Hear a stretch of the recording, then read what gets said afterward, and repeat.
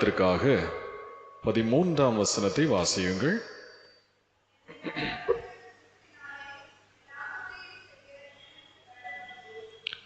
என்னை பலப்படுத்துகிற கிறிஸ்துவினாலே எல்லாவற்றையும் செய்ய எனக்கு பலன் உண்டு. பலம் எதற்காக என்று நாம் தொடர்ச்சியாக தியானித்து வருகின்றோம். இன்றோடு நாம் இதை நிறைவுபடுத்திக் கொள்ளப் போகின்றோம். என்னை பலப்படுத்துகிற கிறிஸ்துவினாலே எல்லாவற்றையும் செய்ய எனக்கு பலன் உண்டு. மனிதர்கள் தங்கள் பலத்தை எதிலேதான் காட்டுவார்கள்? அழிப்பதிலேதான் காட்டுவார்கள். பல பல பரீட்சைகள் அழிப்பதிலேதான் நிரூபிக்கப்பட்டுள்ளனவே தவிர ஆக்கப்பூர்வமான காரியங்களிலே அது நிரூபிக்கப்படவில்லை. அதற்கு ஒரு பெரிய உதாரணம் நாம் பார்க்கின்ற போர்கள், நாம் பார்த்த போர்களின் மூலமாகத்தானே மனிதர்கள் பலத்தை காட்டுகிறார்கள். ஒரு பெரிய வல்லரசு என்று சொல்லும்போது அது நிறைய சிற்றரசுகளின் வறுமையை நீக்கியது, அப்படி ஒரு பலத்தை காட்டியது என்று சொல்ல முடியுமா? இல்லை. எல்லா பலசாலிகளும் அடித்து வீழ்த்தி அழிப்பதிலேதான் தாங்கள் பலசாலிகள் என்று நிரூபிக்கின்றார்கள். இந்திய விமானப்படையில் மிக் 21 என்ற ஒரு விமானம் இருந்தது. மிக் 21 என்கிற ஒரு விமானம். நம்முடைய விமானப்படை பலம் பெற்ற போது இதுதான் அதற்கு ரொம்ப பலத்தை கொடுத்தது. 1963ஆம் ஆண்டிலிருந்து போர்களிலே மிக பலமாக இந்த விமானம் செயல்பட்டது. இதை என்ன சொன்னார்கள் என்றால், இந்திய விமானப்படையின் முதுகெலும்பு என்று சொன்னார்கள். இந்திய விமானப்படையினுடைய முதுகெலும்பு. மனிதரின் உடம்பிலே ரொம்ப பலமானது எது? முதுகெலும்பு. ரொம்ப பலமானது. இது நிறைய நன்மைகளை செய்கின்றது. மனிதரை நிமிர்ந்து நிற்க வைப்பதிலே முதுகெலும்பு தான் பிரதானமாக செயல்படுகின்றது. மனிதரை நிமிர்ந்து நிற்க வைப்பதிலே, உட்கார வைப்பதிலே, அல்லாந்து படுக்க வைப்பதிலே இந்த முதுகெலும்பின் பங்கு ரொம்ப ரொம்ப முக்கியமானது. இந்த முதுகெலும்பு பலமாக இல்லாவிட்டால் இது எதுவும் நடக்காது. ஒரு மனிதன் கூனி விடுவான், நடப்பதற்கு சிரமப்படுவான், உட்கார்ந்திருக்க முடியாது. ஆகவே முதுகெலும்பு ரொம்ப ரொம்ப முக்கியமானது. மனித உடம்பிலே அது ரொம்ப ஸ்ட்ராங் ஆனது. ஆகவேதான் மனிதரையும் நாட்டையும் நிறுவனங்களையும் பலப்படுத்துகிற பொருளையும் செயலையும் என்ன சொல்வார்கள்? முதுகெலும்பு என்று சொல்வார்கள். அப்படித்தானே? முதுகெலும்பு. நம்முடைய நாட்டின் முதுகெலும்பு இந்த விவசாயம், நம்முடைய நாட்டின் முதுகெலும்பு இந்த தொழிலதிபர்கள் என்றெல்லாம் சொல்வதை நீங்கள் கேட்டிருப்பீர்கள். ஏனென்றால் அது நிமிர்ந்து நிற்கவும் நடக்கவும் இருக்கவும் பண்ணுகின்றது. அதே வேலையை இந்திய விமானப்படைக்கு இந்த மிக் 21 என்ற விமானம் செய்தது என்பதனாலே அந்த விமானத்தை இந்திய விமானப்படையின் முதுகெலும்பு, போர்களுக்கெல்லாம் இதுதான் முதுகெலும்பு என்று இந்திய இராணுவமே சொன்னது. இந்த விமானத்தை சோவியத் யூனியன் கூட்டமைப்பு நாடுகள் தயாரித்தன. ஒலியின் வேகத்தை விட 2 மடங்கு வேகமாக சென்றுவிடும். நம்ம ஒலி இங்க தானே கேட்குது என்று பார்த்து கொண்டிருப்போம். அதுக்கிடையில் அது வேறொரு இடத்துக்கு பலமாக கடந்திருக்கும். இந்தியா சுதந்திரம் அடைந்த பிறகு ஒரு 3 முக்கியமான போர்களை சந்தித்தது. 1965ஆம் ஆண்டு, 1971ஆம் ஆண்டு, 1999ஆம் ஆண்டு ஆகிய 3 போர்கள் ரொம்ப முக்கியமானவை. இந்த போர்களிலெல்லாம் இந்த மிக் என்ற இந்த விமானம் மிக சிறப்பாக பங்காற்றியது. இதுக்கு கொஞ்சம் இடம் போதும், அது டேக் ஆஃப் ஆகுவதற்கு கொஞ்சம் இடம் போதும். அளவில் சிறியதாக இருந்த இந்த போர் விமானம் குறுகிய இடத்திலிருந்து பறந்துவிடும். இதனுடைய டெல்டா இறக்கைகள் மிக வேகமாக இந்த விமானம் பறப்பதற்கு உதவி செய்தன. இதனுடைய சிறப்பு என்ன தெரியுமா? உலகத்திலேயே மிக அதிக அளவில் தயாரிக்கப்பட்ட ஒரு போர் விமானம் இது மட்டும்தான். இன்றளவும் இதற்குத்தான் இந்த பெயர் இருக்கிறது. சோவியத் யூனியன் அந்த காலத்திலே அந்த நாடுகள் எல்லாம் ஒன்றாக இருந்தபோது 11,500 விமானங்களை உற்பத்தி செய்தார்கள். அதில் இந்தியா 850 விமானங்களை வாங்கி கொண்டார்கள். ஆனால் இந்த போர் விமானங்களின் பலமும் ஒரு காலத்திலே முடிவுக்கு வந்தது. எல்லாம் ஒரு காலம் வரைக்கும் தான். இந்த போர் விமானம் அடிக்கடி விபத்திற்குள்ளாக தொடங்கியது. உடனே உணர்ந்து கொண்டார்கள், இதனுடைய பலம் போய்கொண்டே இருக்கிறது. ஆகவே 62 ஆண்டுகள் தன் பலத்தை இந்தியாவிற்காக கொடுத்த இந்த போர் விமானத்தை கடந்த ஆண்டு 2025ஆம் ஆண்டு செப்டம்பர் 26ஆம் தேதி அதுக்கு தண்ணி தொளிச்சு அதுக்கு ஒரு ஓய்வை கொடுத்தார்கள். நீ நல்ல வேலை செய்துட்டா. அது முதல்ல எங்கே பறக்க ஆரம்பித்ததோ பஞ்சாபிலே சண்டிகாரிலே அது பறக்க தொடங்கியது. அங்கே அதை கொண்டு வந்து அதுக்கு மேல தண்ணி தொளிச்சு இனி நீ அமைதியாக ஓய்வெடுத்துக்கொள் என்று அதற்கு ஓய்வு அளிக்கப்பட்டு விட்டது. மனித பலமும் இப்படித்தான், அப்படித்தானே? ஒரு குறிப்பிட்ட காலம் எல்லாருக்கும் ரிட்டையர்மெண்ட் உண்டு. எல்லாருக்கும் ஒரு குறிப்பிட்ட காலம் வரை மட்டுமே நம்மால் பலமாக செயல்பட முடியும். நாள் ஆக ஆக நம்முடைய பலம் குறைந்து கொண்டே வரும். பவுல் அப்போஸ்தலன் அதை ஒரு கட்டத்திலே உணர்கின்றார். தன்னுடைய பலம் எல்லாம் குறைந்து வருகின்றது. பிலிப்பியருக்கு எழுதின இந்த நிருபம் அவருடைய ஃபேர்வெல் அட்ரஸ் என்று சொல்லப்படுகின்றது. கடைசி கட்டத்திலே நான் வந்துவிட்டேன், என்னுடைய பலம் குறைந்து கொண்டே இருக்கிறது. ஆகவே அவர் என்ன சொன்னார் என்றால், என்னை பலப்படுத்துகிற கிறிஸ்துவினாலே எல்லாவற்றையும் செய்ய எனக்கு பலன் உண்டு. கடைசி கட்டத்தில் இருக்கிறேன். நிறைய பேர் எனக்கு ஹெல்ப் பண்ணாங்க. ஆனா என்னுடைய வறுமையில் என்னுடைய முடியாமை என்று ஒன்று வரும்போது எனக்கு யார்தான் உதவி, யார்தான் பலம்? கிறிஸ்து மட்டும்தான் பலம். நான் எந்த மனிதரிடத்திலும் போகக்கூடாது என்று அவர் இந்த வசனத்தை சொன்னதாக சொல்வார்கள். என்னை பலப்படுத்துகிற கிறிஸ்துவினாலே கடைசி வரை எனக்கு பலன் உண்டு. இந்த மாலை வேளையிலே நாம் எதற்கெல்லாம் ஆண்டவரிடத்திலே பலம் கேட்க வேண்டும் என்பதை பவுல் சொல்லித் தருகிற அடிப்படையிலே நாம் தியானிக்க இருக்கிறோம். எதற்கெல்லாம் பலம் கேட்க வேண்டும்? முதலாவது, கொடுப்பதற்கான பலம். கொடுப்பதற்கான பலம்.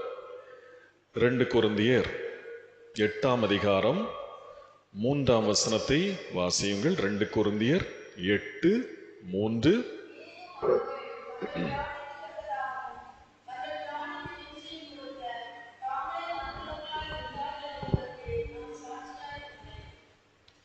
மேலும் அவர்கள் என்றால் யார்? மேலும் மக்கதோனியா நாட்டு சபைகள் தங்கள் திராணிக்கு தக்கதாகவும் தங்கள் திராணிக்கு மிஞ்சியும் கொடுக்க தாங்களே மனதுள்ளவர்களாய் இருந்தார்கள் என்பதற்கு நான் சாட்சியாயிருக்கிறேன்.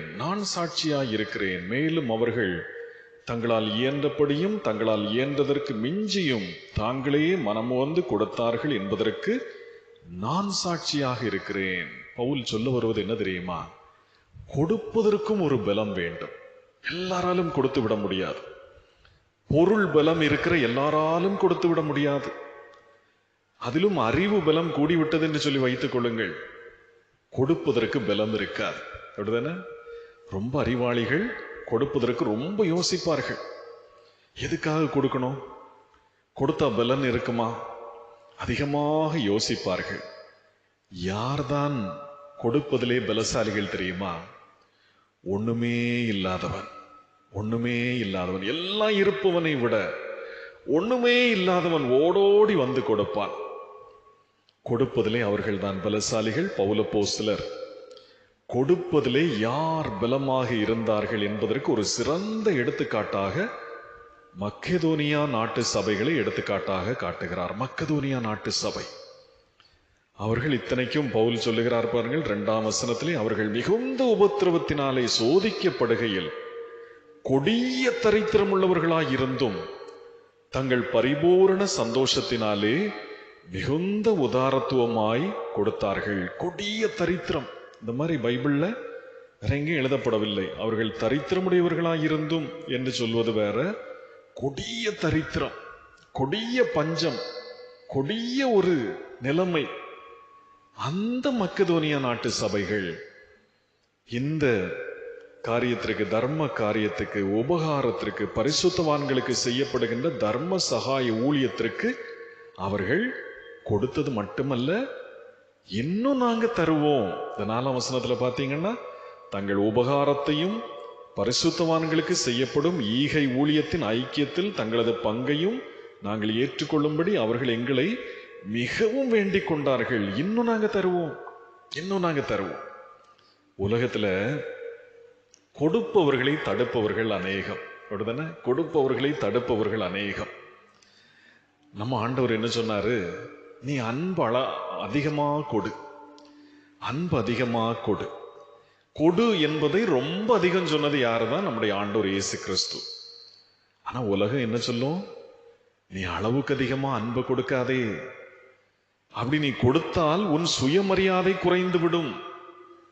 சிலர் சொல்லுவதை கேட்டிருக்கிறேன். நீ நிறைய ரொம்ப நீ லிபரலா இருந்தீன்னா, ரொம்ப தாராளமா இருந்தீன்னா, அவன் கூப்பிட்டதுக்கெல்லாம் நீ ஓடி போனீன்னா உன்னை சவுட்டி தேய்ச்சிருவான். அப்படிதானே? கேள்விப்பட்டிருக்கீங்களா? அளவுக்கு அதிகமா கொடுக்காதே, அன்பு கொடுக்காதே, உன் மரியாதையே போயிரும், உன் அன்பு மதிப்பற்றதாக கருதப்படும், உன் நேரம், கவனம், உழைப்பு எல்லாமே மலிவாக கருதப்படும். உனக்கு நேரம் இல்லாமையில தானே நீ கொடுக்க. உன் கவனம், உழைப்பு நீ இப்படி கொடுத்தீன்னா அவைகள் மலிவாக கருதப்படும்.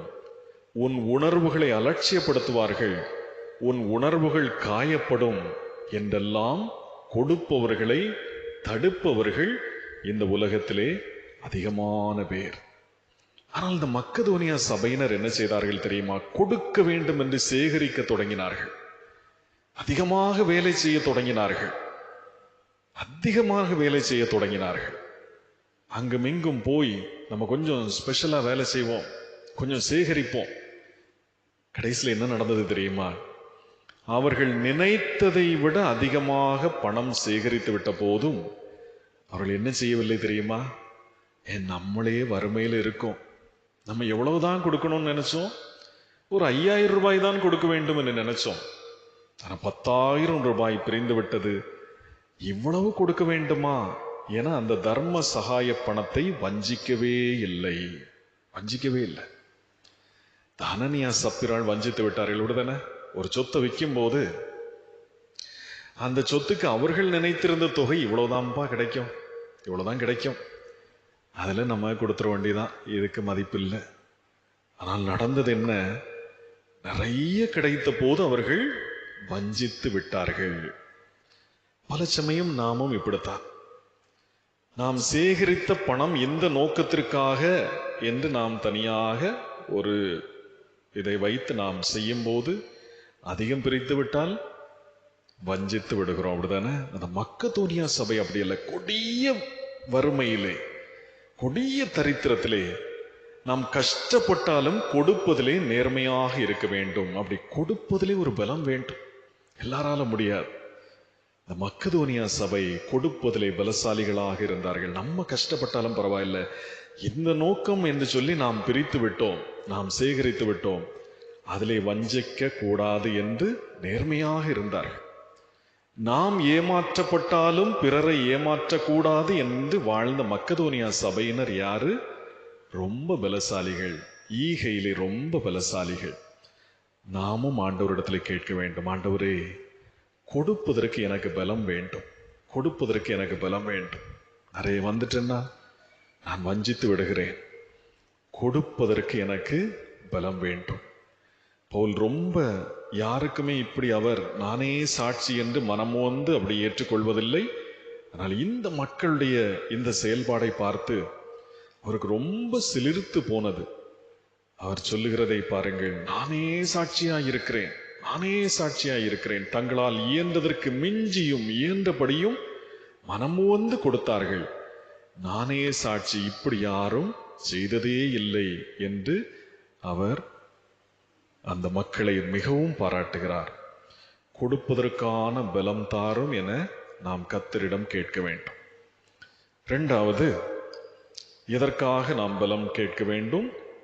பிசாசின் தந்திரங்களை எதிர்ப்பதற்கு எங்களுக்கு பலம் வேண்டும். பிசாசின் தந்திரங்களை எதிர்ப்பதற்கு எங்களுக்கு பலம் வேண்டும். எபேசியர் 6ஆம் அதிகாரம் 11ஆம் வசனத்தை வாசியுங்கள். எபேசியர் 6:11. எபேசியர் 6:11மா? எபேசியர்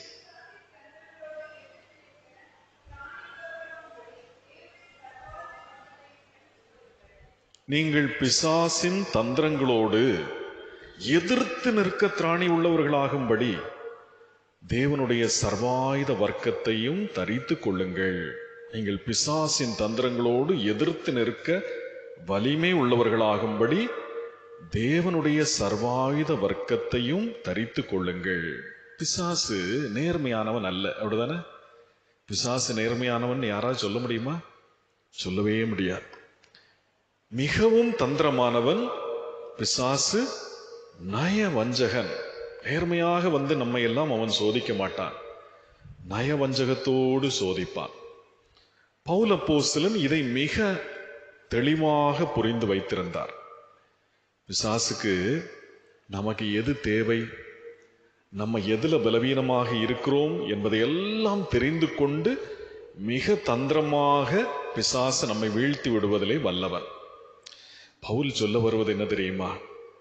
நீங்க ரொம்ப உணர்ச்சி வசப்படும் போது பிசாசு உங்களை ரொம்ப யூஸ் பண்ணிடுவான். நீங்க உணர்ச்சி வசப்படும் போது பிசாசு உங்களை யூஸ் பண்ணிடுவான். அதனாலதான் பவுல் அந்த 12ஆம் வசனத்துல சொல்லுகிறாரு, மாம்சத்தோடும் இரத்தத்தோடும் அல்ல.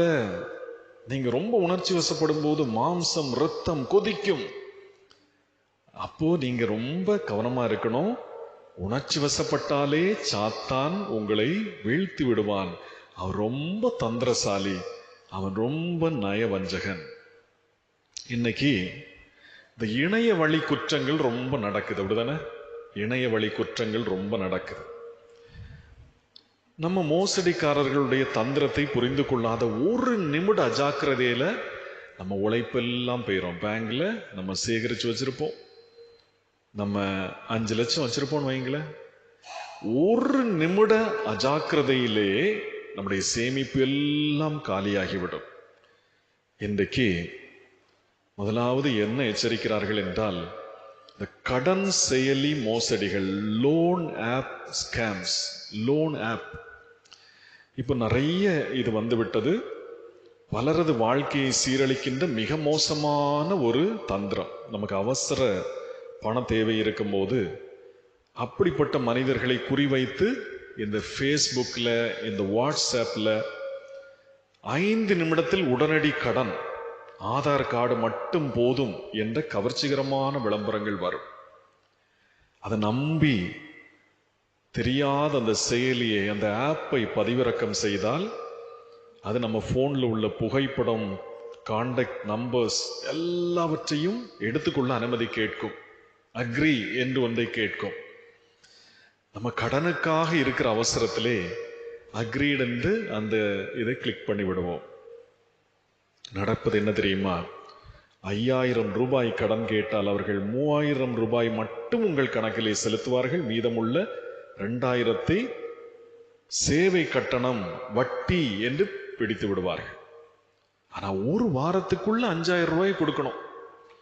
அப்படி செலுத்த தவறிவிட்டால் இந்த போன்ல இருந்து எடுத்த கான்டாக்டுகளுக்கெல்லாம் நம்மை பற்றி மோசமான காரியங்களை அசிங்கப்படுத்தி அனுப்பி விடுவதாக மிரட்டிக்கொண்டே இருப்பார்கள். திரும்ப திரும்ப மிரட்டுவார்கள். அப்படி மாட்டிக்கொள்ளுகின்ற ஒரு நிலை உண்டு. அதுபோல வேலை வாய்ப்பு மோசடிகள், ஜாப் ஸ்கேம்ஸ், வேலை தேடுகின்ற இளைஞர்களையும் படித்தவர்களையும் குறிவைத்து இந்த ஏமாற்று தந்திரம் அரங்கேறுகிறது. சொல்லுவான், வீட்டில இருந்தே வேலை பார்க்கலாம்ப்பா, மாசம் 30,000 ரூபாய் சம்பளம். குறுஞ்செய்தி நிறைய வரும். ஆன்லைன் விளம்பரங்கள் மூலமா நம்மளை தொடர்பு கொள்வார்கள். முதல்ல நமக்கு நம்பிக்கை வர வேண்டும் என்பதற்காக ஒரு சின்ன தொகையை கொடுப்பான். இந்த வேலையை முடிச்சுட்டா தரேன், ஒரு 500 ரூபா முதல்ல வங்கி கணக்கில் செலுத்துவான். நமக்கு நம்பிக்கை வந்த பிறகு இன்னும் பெரிய வேலை இருக்கு, இன்னும் அதுக்கு பதிவு கட்டணம், ஆவண சரிபார்ப்பு கட்டணம் என்று ஒரு சின்ன தொகையை செலுத்த வேண்டும் என்று கேட்பார்கள். பணம் செலுத்திய உடனே இன்னும் காரணங்களை சொல்லி சொல்லி பணம் பறிப்பார்கள். இறுதியில ஒரு பெரிய தொகையே போயிடும். கடைசியில் அந்த நம்பரை தொடர்பு கொண்டா இருக்கவே இருக்காது, அதை தொடர்பு கொள்ளவே முடியாத ஒரு நிலை ஆகிவிடும். இப்படி தந்திரமாக ஏமாற்றுகிற காரியங்கள். அதே போல இந்த ஓடிபி, ஒன் டைம் பாஸ்வேர்ட், சாமர்த்தியமா இதை வச்சு ஏமாற்றுகின்ற கூட்டம். திடீரென்று ஒருத்தன் ஃபோன் பண்ணுவான், உங்க மின்சார கட்டணம் துண்டிக்கப்பட போகிறது, நீங்கள் மின்சார கட்டணம் செலுத்தல, இன்னைக்கு ராத்திரியே உங்களுக்கு மின்சார கட்டணம் நீங்க செலுத்தலைன்னா தொடர்பு துண்டிக்கப்பட்டு விடும், உங்க வங்கி கணக்கில் KYC புதுப்பிக்கப்படலை, இதை உடனே செய்யுங்க, இந்த நம்பர் நாங்க தரோம். நம்ம பதட்டத்துல அந்த நம்பரை கூப்பிடும்போது எதிர்முனையில பேசுபவர் வங்கி அதிகாரி அல்லது மின்சார ஊழியர் போல பேசுவாரு. உங்க பிரச்சனையை சரி பண்ண ஒரு ஆப்பை நீங்கள் பதிவிறக்கம் செய்தால் போதும் என்று சொல்வார்கள்.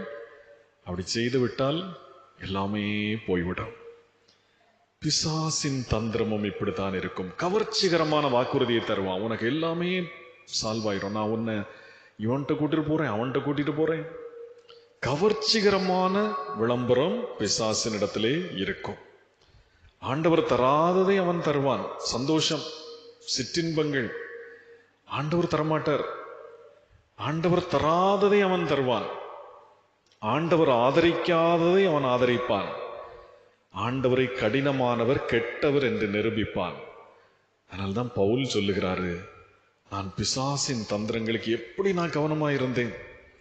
அதை பற்றி அவர் 2 கொரிந்தியர் 2ஆம் அதிகாரம் 10ஆம் 11ஆம் வசனத்திலே ஒரு சம்பவத்தை சொல்லுகிறார். 2 கொரிந்தியர் 2ஆம் அதிகாரம் 10ஆம் 11ஆம் வசனத்தில் அவர் சொல்லுகிற சம்பவத்திலே என்ன சொல்லுகிறார் என்றால், யாரையாவது மன்னிக்க முடியாமல் இருந்தால் அது சாத்தானின் தந்திரம். அவர் சொல்றாரு பாருங்க, எவனுக்கு நீங்கள் மன்னிக்கிறீர்களோ அவனுக்கு நானும் மன்னிக்கிறேன், மேலும் எதை நான் மன்னித்திருக்கிறேனோ அதை உங்கள் நிமித்தம் கிறிஸ்துவின் சன்னிதானத்திலே மன்னித்திருக்கிறேன். சாத்தானாலே நாம் மோசம் போகாதபடிக்கு அப்படி செய்தேன். அவனுடைய தந்திரங்கள் நமக்கு தெரியாதவை அல்லவே. யாரையும் மன்னிக்க முடியலன்னு வைங்களேன், நம்மை சாத்தான் தந்திரமாக ஆட்கொள்ளுகிறான். ஆண்டவருடைய கற்பனைகளை விட்டு சுயநீதியை தந்து கொஞ்சம் கொஞ்சமா நம்மை விலக்கி விடுவான். அதனால ரொம்ப கவனமாக இருக்க வேண்டும், ரொம்ப கவனமாக, ரொம்ப விழிப்பாக இருக்க வேண்டும். நமக்கு சுயமரியாதை, சுய நீதி இதெல்லாம் காட்டிதான் சாத்தான் நம்மை வஞ்சிப்பான். அதனாலதான் பவுல் சொல்றார், இந்த சாத்தானின் தந்திரங்களை எதிர்ப்பதற்கு எனக்கு பலம் வேண்டும், இல்லைன்னா நான் விழுந்துருவேன். சாத்தானின் தந்திரங்களை எதிர்ப்பதற்கு எனக்கு பலம் வேண்டும். அதே போல பவுல் 2 கொரிந்தியர் 11ஆம் அதிகாரம் 3ஆம் வசனத்திலே அவர் ஏவாளை வைத்து ஒரு காரியத்தை சொல்லுகிறார். ஏவாள் எப்படி ஏமாந்து போனா, ஏவாள் எப்படி ஏமாந்து போனா பாருங்கள். ஆகிலும் சர்ப்பமானது தன்னுடைய தந்திரத்தினாலே ஏவாளை வஞ்சித்தது போல உங்கள் மனமும் கிறிஸ்துவை பற்றிய உண்மை நின்று விலகும்படி கெடுக்கப்படுமோ என்று பயந்திருக்கிறேன். கெடுக்கப்படுமோ? சர்ப்பம் ஏவாளை தந்திரமாக ஏமாற்றியது போல நிறைய பேரை பிசாசு நமக்கு எதிராக பயன்படுத்தலாம். வசனத்தையே நமக்கு விரோதமா பயன்படுத்தி நம்மை வஞ்சிக்கலாம். ஆண்டவர் இயேசு கிறிஸ்துவை வீழ்த்த, மிக பலசாலியான அவரை வீழ்த்த அவன் வசனங்களை தான் பயன்படுத்தினான் என்பது உங்களுக்கு தெரியும். ஆகவே சாத்தானின் தந்திரங்களை புரிந்து கொள்ள நமக்கு கண்டிப்பாக பலம் வேண்டும். இல்லைன்னா நம்ம விழுந்துருவோம், கண்டிப்பா விழுந்துருவோம். ஆகவே நம்ம கண்டிப்பா ஆண்டவரிடத்திலே கேட்க வேண்டிய ஒரு காரியம், நம்ம மனம் குழம்பி போயிருக்கும் போது, திடீர்னு ரோட்ல போறோம், திடீர்னு எவனாவது ஒருத்தன் நமக்கு அட்வைஸ் பண்ணுவான். இந்த ஒன் வேலெல்லாம் எங்க ரோட்ல எல்லாம் அடிக்கடி நடக்கும். இந்த ஒன் வேலெல்லாம் மேலே போகும்போது சிலர் கெட்ட வார்த்தை போட்டுருவான், சிலர் ஏன் இப்படி வாரீங்க. இப்போ நமக்குள்ளே ஒரு சுயநீதி வரக்கூடாது. அது கூட நம்மை கவனமாக இருந்து எச்சரிப்பதற்கு தான். இப்படி நமக்கு வரக்கூடிய பல சோதனைகள், பல காரியங்கள், அது நயமாகவும் வரும், அது கடினமாகவும் வரும். போல ரொம்ப கவனமா நம்ம இருக்கணும். அதெல்லாம் ஏற்றுக்கொள்ளக்கூடிய, அதெல்லாம் சந்திக்கக்கூடிய பிசாசின் வலைகளுக்குள்ளே விழுந்து விடாதபடி எனக்கு பலம் வேண்டும், எனக்கு பலம் வேண்டும். பாவத்தை ரொம்ப அழகா காட்டி பிசாசு பிள்ளைகளெல்லாம் இழுத்துட்டு போவான். அப்படிதானே? பிள்ளைகள் இல்லை, பெரிய ஆட்களையும் அப்படிதான் எல்லாரையும் இழுத்து கொண்டு போய் விடுவான். அது தந்திரம், அது தந்திரம் என்று ரொம்ப கவனமாக நாம் இருக்க வேண்டும். அதற்கு ஆண்டவருடைய பலம் நமக்கு இல்லை என்று சொல்லி வைத்துக் கொள்ளுங்கள். நம்ம மண்டை குழம்பிட்டுன்னு வைங்க, ரொம்ப பாவம் செய்து விடுவோம். ஆகவே நம்ம இரண்டாவது கேட்க வேண்டிய ஒரு காரியம், கர்த்தாவே இந்த பிசாசின் தந்திரம் என்ன, அதை எனக்கு புரியணும், அதுக்கு நீர் எனக்கு பலம் தர வேண்டும். அதை பவுல் அப்போஸ்தலர் சொல்லுகிறார். அதுக்கு அவர் சொன்ன ஒரு காரியம், அதை எபேசியரிலே அதுக்கு சர்வாயுத வர்க்கத்தை தரித்துக் கொள்ள வேண்டும். சர்வாயுத வர்க்கத்தை தரித்துக் கொள்ள வேண்டும். அதுக்கு தலைக்கு இது வேண்டும், நெஞ்சுக்கு இது வேண்டும். அப்படிதானே அழகாக அவர் சொல்லுகிறார். தீங்கு நாளிலே நீங்கள் அவற்றை எதிர்க்கவும் சகலத்தையும் செய்து முடித்தவர்களாய் நிற்கவும் வலிமை உள்ளவர்களாகும்படி தேவனுடைய சர்வாயுத வர்க்கத்தை தரித்து எடுத்துக்கொள்ளுங்கள். சத்தியம் என்னும் கச்சையை உங்கள் அறையிலே கட்டுங்கள். நீதி என்னும் மார்க்கவசத்தை மார்பிலே தரியுங்கள். சமாதானத்தின் சுவிசேஷத்திற்குரிய ஆயத்தம் என்னும் பாதரட்சையை கால்களிலே போட்டுக்கொள்ளுங்கள். எல்லாவற்றுக்கும் மேலாக பொல்லாங்கன் எய்யும் அக்கினி கணைகள் அனைத்தையும் அணைத்து போட திராணி உள்ளவர்களாய் விசுவாசம் என்னும் கேடகத்தை பிடித்து கொண்டவர்களாயும் நில்லுங்கள். இரட்சணியம் என்னும் ஹெல்மெட் தலைச்சீராவையும் தேவ வசனமாகிய ஆவியின் பட்டயத்தையும் எடுத்துக்கொள்ளுங்கள். இதெல்லாம் போட்டுட்டு எந்த சமயத்திலும் சகலவிதமான வேண்டுதலோடும் விண்ணப்பத்தோடும் ஆவியினாலே ஜெபம் பண்ணுங்கள். அதுதான் உங்களை பாதுகாத்து கொள்ளும். ஆகவே நமக்கு ஆண்டவருடைய பலம் வேண்டும். இதெல்லாம் வெறுமனே ஜெபம் பண்ணா போதாது, இதெல்லாம் போட்டுட்டு தான் ஜெபம் பண்ண விடுதானே, இதெல்லாம் போட்டுக்கிட்டு தான் ஜெபம் பண்ண வேண்டும். வேதவசனம் அறியாமல் நாம் ஜெபம் பண்ணி பிரயோஜனமே இல்லை. சமாதானத்திற்குரிய சுவிசேஷத்தை அறியாமல் நாம் ஜெபம் பண்ணி பிரயோஜனம் இல்லை. ஏன்னா பிசாசு அதுலேயும் வந்து நம்மை வஞ்சித்து விடலாம். அதனாலதான் பவுல் சொல்றாரு, இதெல்லாம் போட்டுக்கிட்டு ஜெபம் பண்ணு, அப்போ நீ பாதுகாக்கப்படுவாய். ஆகவே அந்த பலமும் நமக்கு தேவை. கடைசியா என்ன பலம் தேவை? எல்லாவற்றையும் செய்ய பலம் தேவை. வாசிங்கள் மறுபடியும் பிலிப்பியர் 4:13.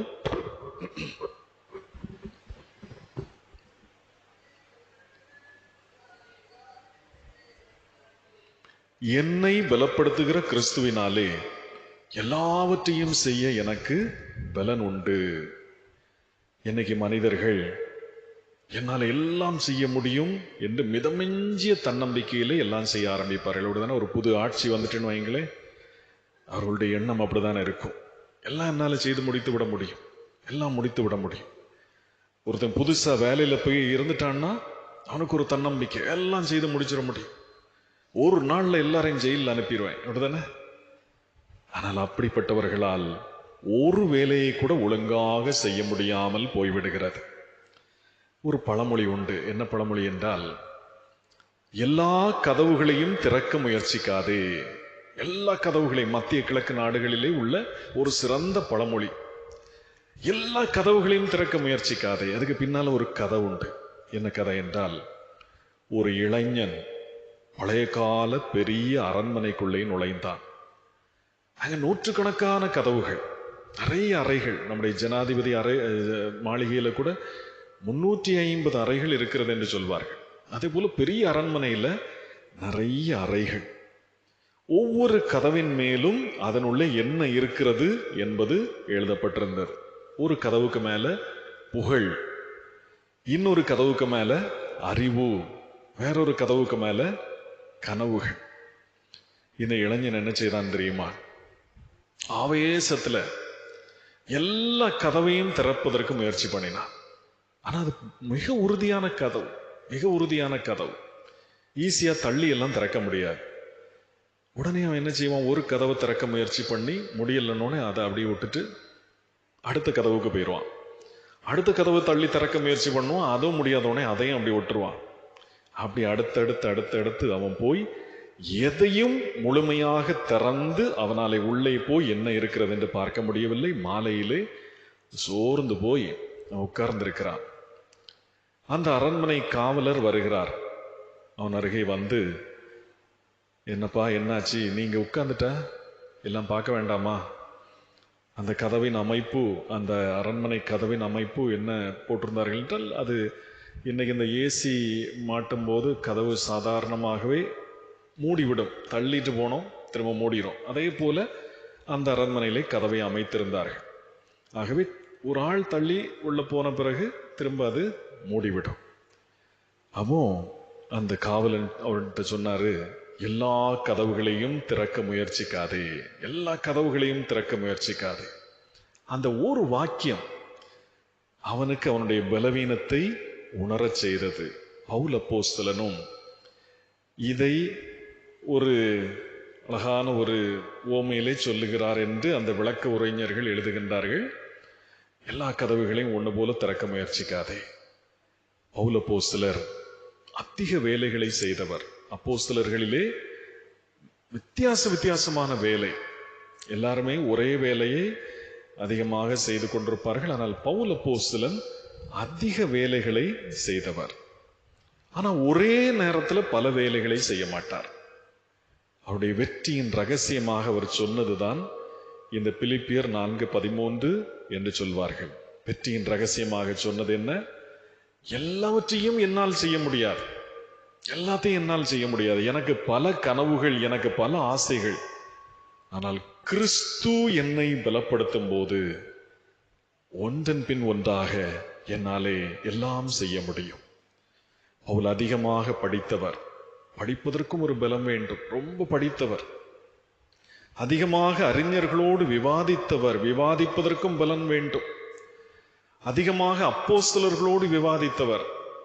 விருத்த சேதனம் போன்ற காரியங்கள் எல்லாம் பவுல் தேவையா தேவையில்லையா, சக அப்போஸ்தலர்களோடு விவாதித்தவர். அதிகமாக எழுதியவர், அதிகமாக நல்வழிப்படுத்தியவர். ஒரு ஆளுக்கு புத்தி சொல்லணும், அவர் புத்தி சொன்னவர்களிலே பிலேமோன், தீமோத்தேயு, தீத்து போன்றவர்கள் எல்லாம் முக்கியமானவர்கள். இதெல்லாம் செய்துட்டு ஒரு வேலையும் செய்து கொண்டிருந்தார். என்ன வேலை? கூடார தொழில். அப்படிதானே? கூடாரம் செய்கிற தொழில். அதிகமா மிஷனரி பயணங்களை செய்தவர். அவரை பலப்படுத்தின கிறிஸ்துவாலே எல்லாவற்றையும் அவரால் செய்ய முடிந்தது. ஆகவே தன்னுடைய ஃபேர்வெல்லிலே அவர் சொல்லுகிறார், நீங்களும் செய்யணும், செய்யுங்கள் என்று அவர் ஒரு 8 காரியங்களை பட்டியலிட்டார். இந்த பிலிப்பியர் 4:8 பாருங்கள். கடைசியாக சகோதரரே, நீங்க இதெல்லாம் செய்யணும்.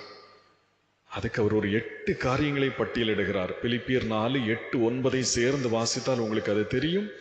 உண்மை உள்ளவை, ஒழுக்கம் உள்ளவை, நீதி உள்ளவை, கற்புள்ளவை, அன்புள்ளவை, நற்கீர்த்தி உள்ளவை, புண்ணியமானவை, புகழானவை, இதை சிந்தித்துக் கொண்டிருங்கள். சிந்திப்பதோடு நிறுத்தி விடாதீர்கள். நீங்கள் என்னிடத்தில் கற்றும் பெற்றும் கேட்டும் கண்டும் இருக்கிறவை எவையோ அவற்றையே செய்யுங்கள். செய்யாம இருந்திராதீர்கள். பல வேலைகள் அவருக்கு உடனடி பலனை கொடுக்கவில்லை, ஆனால் எதிர்கால மதிப்பை அவருக்கு கொடுத்தது. இந்த மனுஷன் இப்படியெல்லாம் செய்திருக்கிறாரு. இன்னைக்கு நம்ம ரொம்ப ஆச்சரியப்பட்டு அவரை பார்க்கின்றோம். அப்படி எதிர்கால மதிப்பை கொடுத்தது. பல வேலைகளிலே சிக்குண்டு இருக்கும்போது நம்ம கேட்க வேண்டியது என்னன்னா, கர்த்தாவே எல்லாவற்றையும் செய்ய எனக்கு பலன் தார், எல்லாவற்றையும் செய்ய எனக்கு பலன் தார். ஆகவே 3 காரியங்களை நாம் தியானித்தோம். முதலாவது, கொடுப்பதற்கான பலம் நமக்கு வேண்டும். 2வது, பிசாசின் தந்திரங்களை எதிர்ப்பதற்கான பலம் வேண்டும். 3வது, நான் போறதுக்கு முன்னால எல்லாவற்றையும் செய்ய எனக்கு பலன் வேண்டும். ஒன்னே நான் விட்டுறக்கூடாது, எல்லாவற்றையும் செய்ய எனக்கு பலம் வேண்டும். அப்படி நம்முடைய தனிப்பட்ட வாழ்விலே நாம் கர்த்தரிடத்திலே பலம் கேட்போம்.